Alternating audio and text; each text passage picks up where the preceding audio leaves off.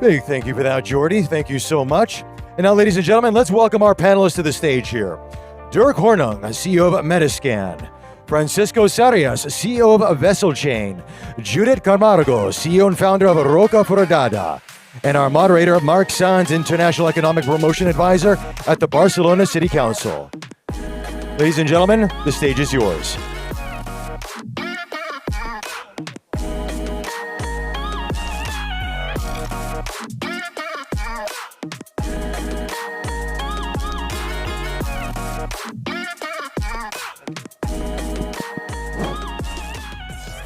Is everybody in the correct seat? We're all good? Fantastic. Enjoy. Thank you. This is a pleasure to be with you today. My name is Mark Sanz. I'm an international economic promotion at the city of Barcelona.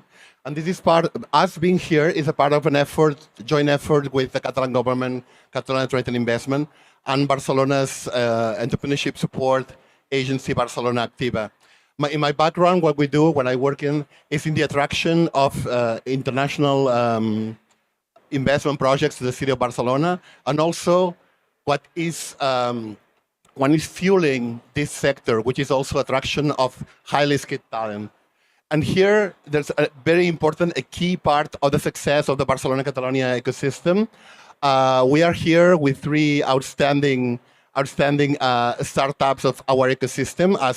As Jordi Maluquer already said, we are the largest ecosystem in Southern Europe with almost 3,000, and these are very good examples. I will start with Judith Camargo. She's the CEO and founder of Roca Foradada. I'm not going to introduce her because there's no one better in this world than Judith herself to pitch her own story and why it's important to have Roca Foradada in Switch. Your floor is yours. Thank you. I'm Judith Camargo. I'm the CEO and founder of Roca Foradada. What we do is photosensible materials with different application. We are now focused on cosmetic ingredients and APIs, but also we are developing different collaborations for materials and also medical devices for skin diseases that are related to sun exposure. My background is I'm a chemist. I'm also finishing my PhD in clinical epidemiology, and I've been working for a long time in the pharmaceutical industry. Yeah. That's great, Judith. Thank you. So now I give the floor to Dirk Hornung. He's CEO of Metascan. Please introduce yourself. Thank you. Hello, everybody. This is Dirk from Metascan. I'm the CEO of Metascan, a company that was born in Barcelona, and we 3D scan people, create digital twins of the people, package them into data sets, and support companies that train AI models with synthetic human identities. And my background, I actually did also my PhD in Barcelona in physics, a different subject, and I worked for some time. I have an engineering background as a software engineer at Google. And I think that's it. Thank you, Dirk.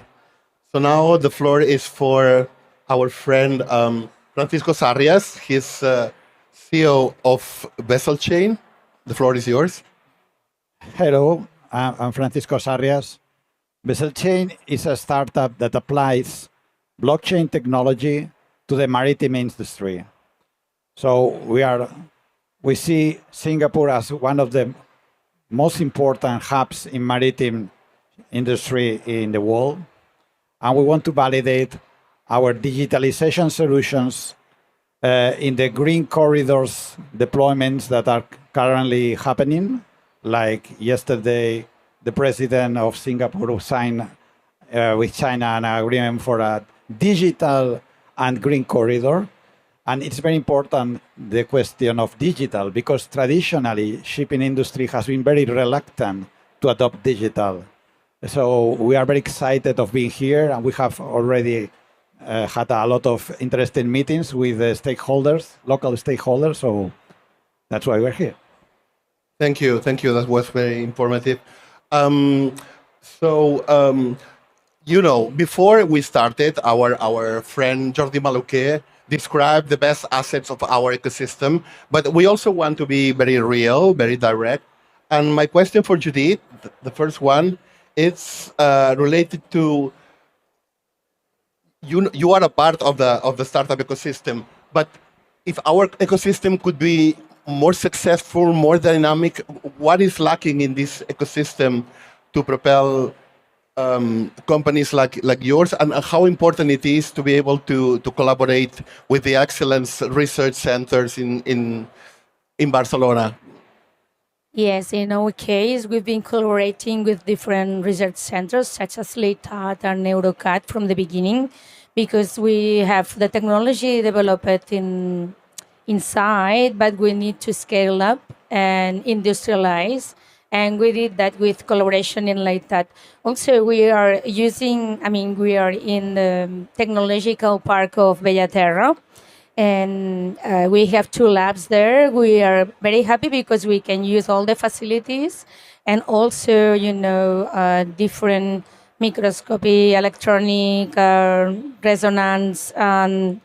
This is very useful because we're in a small startup, and we have to invest a lot of money to have all these equipments. So that's great. Also collaborating with hospitals, with clinical essays, and the toxicological departments. So for us, it's very important, the ecosystem, yeah. Thanks a lot, Judith. And now a question for Dirk. Well, it's very easy to say that we are talking about the 10 more important digital or tech names in the world. We're not talking in general of European names. So, describing a bit a thing that you can find in several European countries, what do you think that is lacking for in our continent in order to get to the level that we can see in Asian countries and also in the US? So on a European level, Yeah. why are we not so successful in startups, building unicorns, building like big dream companies? That is probably what you're asking. And I think the main problem that we have that we don't have bold enough founders. So in Europe in general, I think the ratio between private and public funding is very different to different markets. And we have more public funding than private funding. And our VCs are also more risk averse.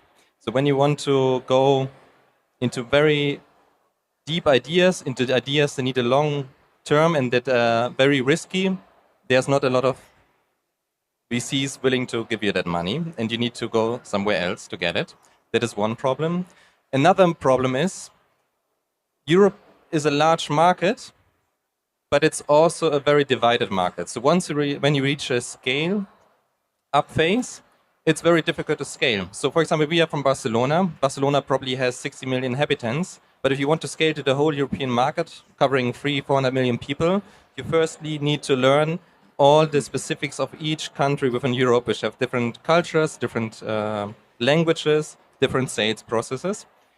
And then there's a third part to the story. In Europe, we are very conservative, and to my point of view, we are over-regulated.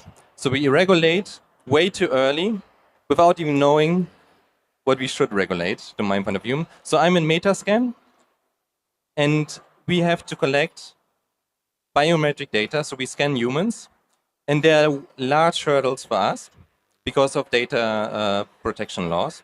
And now there's also the AI Act coming, so you always need to think ahead. And there's always some insecurity in your business model that you need to navigate, which is difficult in Europe.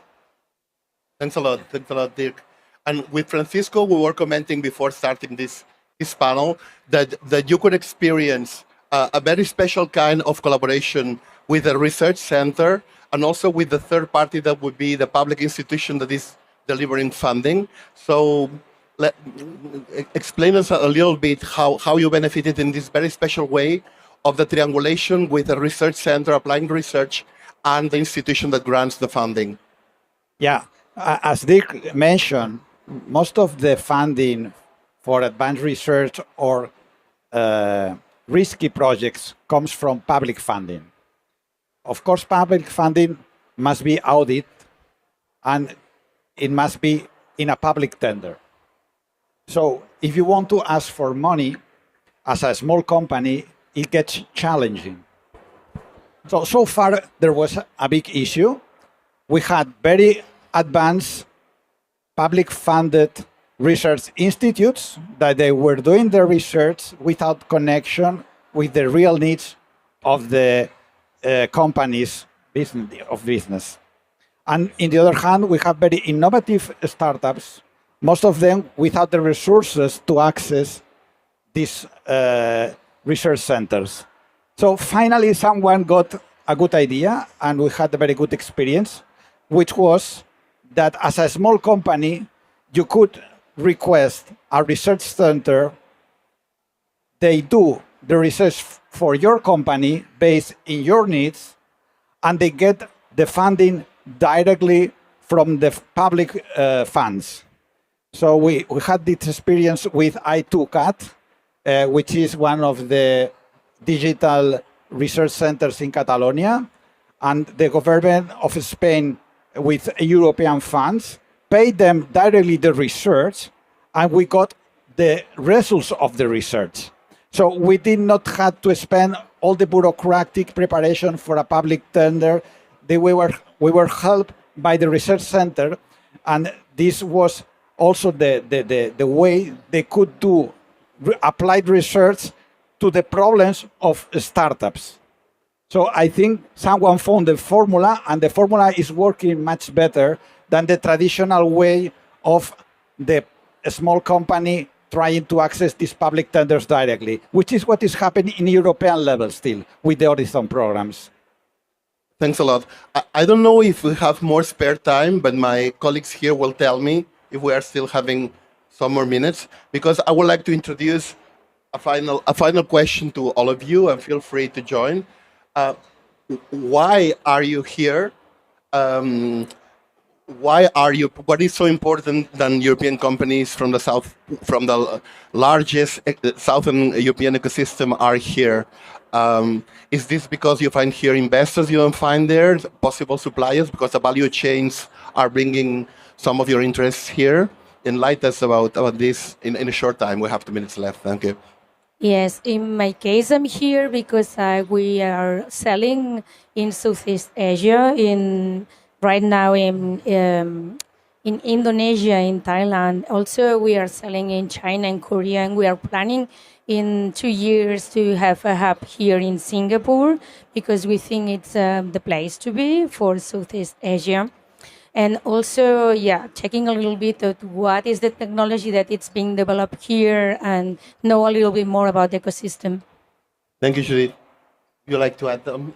Yeah, in the case of Metascan, I think there are two reasons.